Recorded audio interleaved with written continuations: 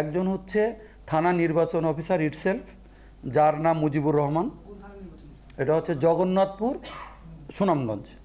আর একজন হচ্ছেন জুবাইর রহমান, উনি ডাটা এন্ট্রি অপারেটর। জগন্নাথপুরে এই কাজটা অনেক দিন থেকে হয়ে আসছে এবং ওখানে একটা চক্রই নাকি আছে, তারা এই কাজটা করে। তা আমরা আশা করি সেই চক্রটা এখন একটু ভাঙা সম্ভব হবে। আমাদের এই সদস্যরা আপনার খুব কষ্ট করে বেবি ট্যাক্সি নিয়ে দীর্ঘ পথ পাড়ি দিয়ে ওই জগন্নাথপুরে পৌঁছায় এবং ওরা যারা কাজ করছিল, আমাদের থানা নির্বাচন কর্মকর্তা এবং ডাটা এন্ট্রি অপারেটর, ওদেরকে সাথে নিয়ে কাজগুলো করে এবং ওরা সাক্ষাৎ প্রমাণ পান। এই প্রমাণ পাওয়ার পরে যখন প্রমাণ পান তখন তাদেরকে জিজ্ঞেস করেন যে এইটা কিভাবে হলো। তখন আসলেই তারা স্বীকার করে যে হ্যাঁ, তারা এটা করেছেন। এখানে অনেক ঘটনা ঘটে এবং তারপরে ওরা আমাদেরকে জানায় যে এইভাবে তারা জেনেছে। এরপরে আমরা বলি যে যেহেতু তারা এই অপরাধের সাথে জড়িত থাকার প্রত্যক্ষ প্রমাণ পাওয়া গেছে, সুতরাং তাদেরকে তো আইনের আওতায় আনতেই হবে।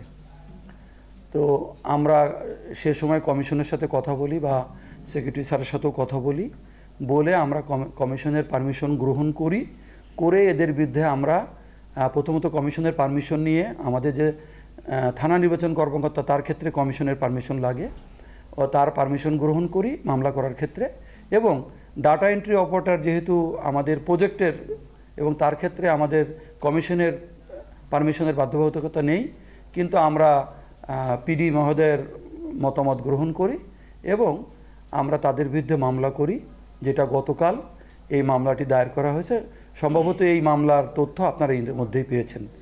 মূলত আমাদের বলার উদ্দেশ্য ছিল আপনাদেরকে যে আপনারা অনেক দিন থেকে আমাদেরকে বলে আসছিলেন যে এরকম ধরনের অন্যায় হচ্ছে বা রোহিঙ্গাদের ভোটার করা হচ্ছে বা বিদেশিদেরকে তাদের অবর্তমানে ভোটার করা হচ্ছে এবং একের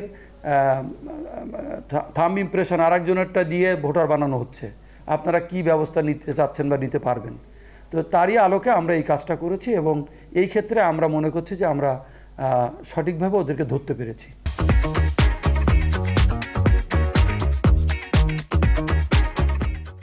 এখন তো ভোটার হতে হলে আপনার 10 আঙ্গুলের ছাপ এবং আপনার আইরিশ যেটা ছবি, এটা তো বাধ্যতামূলক।